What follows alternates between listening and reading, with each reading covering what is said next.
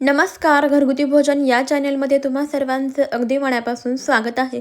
आज आपण तिळामध्ये खोबरे टाकून अतिशय पौष्टिक अशी रेसिपी बनवत आहोत, जी की खूप जास्त फायदेशीर आहे. खूप साऱ्या आजारांवर बहुगुणी आहे. चला मग आपण वेळ न घालवता लगेचच आजच्या रेसिपीला सुरुवात करूया. सर्वप्रथम पहा, इथे मी पाऊण वाटी तीळ घेतलेले आहेत. आता गॅसवरती कढई गरम करायला ठेवूया आणि कढई गरम झाली की त्यामध्ये पाऊण वाटी तीळ घालायचे. आता हे तीळ मंद गॅसवरती तडतड उडेपर्यंत आपल्याला भाजून घ्यायचे आहेत. अधूनमधून तीळ सतत असे परतत राहायचे, जेणेकरून तीळ सर्व बाजूने छान एकसारखे असे भाजले जातील. खमंग याचा सुवास येईपर्यंत आपल्याला याला भाजून घ्यायचं आहे. तर तुम्हाला माहीतच आहे की तीळ किती पौष्टिक आहे. यामध्ये भरपूर प्रमाणामध्ये कॅल्शियम आहे, मॅग्नेशियम आहे, फॉस्फरस आहे, त्याचबरोबर फायबर आहे, जे की आपल्या केसांसाठी सुद्धा खूप जास्त फायदेशीर आहे. यामध्ये भरपूर प्रमाणामध्ये कॅल्शियम आहे, जे की हाडांच्या मजबूतीसाठी खूपच जास्त फायदेशीर आहे. तसेच महिलांमधील केस गळतीच्या समस्या असतील किंवा मासिक पाळीच्या समस्या असतील तर ते या तिळाच्या सेवनाने नक्कीच दूर होतात. त्यामुळे महिलांना तरी तिळाचे सेवन जरूर केलेच पाहिजे. त्याचबरोबर तीळ हाडांच्या बळकटीसाठी सुद्धा खूपच जास्त फायदेशीर आहे. हाडे मजबूत ठेवतं. भरपूर असे आपल्याला तीळ खाल्ल्यामुळे ऊर्जा मिळते. त्यामुळेच ही पौष्टिक अशी रेसिपी सर्वांनी बनवलीच पाहिजे. पहा, इथे आपले जे तीळ आहेत ते छान तडतड असे उडायला लागलेले आहेत. याचा मस्त असा सुवास यायला लागलेला आहे. तर इथे आपल्याला समजायचं आहे की आपले तीळ अगदी व्यवस्थित आणि परफेक्ट खुसखुशीत असे भाजून तयार झालेले आहेत. आता आपण लगेचच हे तीळ बाजूला काढून घेऊया आणि थंड होण्याकरता ठेवून देऊया. आता याच कढईमध्ये आपल्याला काही सुक्या खोबऱ्याचे काप घालायचे आहेत आणि हे सुक्या खोबऱ्याचे काप आपल्याला छान लालसर होईपर्यंत मंद गॅसवरती परतून घ्यायचे आहे. तिळासोबतच खोबऱ्याचे सुद्धा खूपच जास्त फायदे आहेत. थंडीमध्ये यामध्ये काही हेल्दी फॅट्स असतात, त्यामुळे आपल्याला याचे सेवन केलेच पाहिजे. तर पहा, आपण खोबरेसुद्धा छान लालसर रंग येईपर्यंत परतून घेऊया.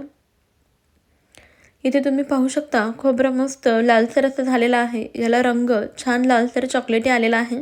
आता आपण गॅस लगेचच बंद करूयात आणि हे भाजून घेतलेलं खोबरं काढून घेऊया. पहा, मस्त असं याला लालसर रंग आलेला आहे. आता आपण कढईमधून काढून घेऊ आणि थंड होण्याकरता ठेवून देऊया. इथे पहा, तीळ आणि खोबरं आहे ते आपण अगदी व्यवस्थित असं थंड करून घेतलेलं आहे. यासोबत इथे मी काही 7-8 लसणाच्या पाकळ्यासुद्धा घेतलेल्या आहेत. आता इथे आपल्याला एक मिक्सरचं भांडं घ्यायचं आहे आणि यामध्ये भाजून घेतलेले तीळ घालूयात. त्याचसोबत भाजून घेतलेलं खोबरं घालायचं आहे.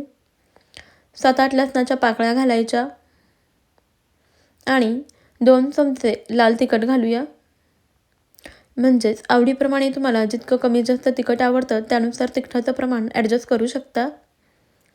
तर इथे मी 2 चमचे लाल तिखट घातलं. त्याचसोबत चवीनुसार मीठ घालूया. आता मिक्सरचं झाकण लावून आपण हे मिक्सरला वाटून घेऊया.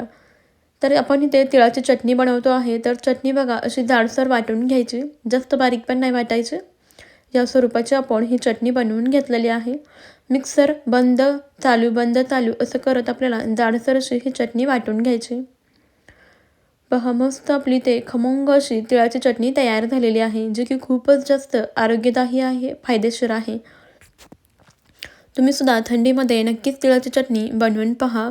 भूक नसली तरीसुद्धा आपण 2 चपाती जास्तच खाऊ इतकी चविष्ट लागते आणि जेवणामध्ये तोंडाची चव वाढवणारी ही तिळाची चटणी एकदा जरूर ट्राय करून पहा. महिलांनी तर थंडीमध्ये 1 चमचा दररोज 1 चमचा तरी सेवन केलेच पाहिजे. पहा, मस्त खमंग अशी आपली ही चटणी तयार झालेली आहे. महत्त्वाचं म्हणजे अगदी 2 ते 3 महिने ही चटणी आरामशीर टिकते, अजिबातच खराब होत नाही. तुम्हाला आपली आजची ही तिळाच्या चटणीची रेसिपी कशी वाटली ते मला कमेंटमध्ये नक्कीच कळवा. सोबतच चटणीची रेसिपी आवडली असेल तर एक लाईक नक्कीच करा आणि जाता जाता आपल्या घरगुती भोजन या अस्सल मराठमोळा चॅनलला नक्की सबस्क्राईब करा आणि त्यापुढील बेल आयकॉनसुद्धा प्रेस करा. म्हणजेच आपल्या येणाऱ्या नवनवीन भन्नाट आणि युनिक अशा रेसिपीचे अपडेट सर्वप्रथम तुम्हाला मिळतील.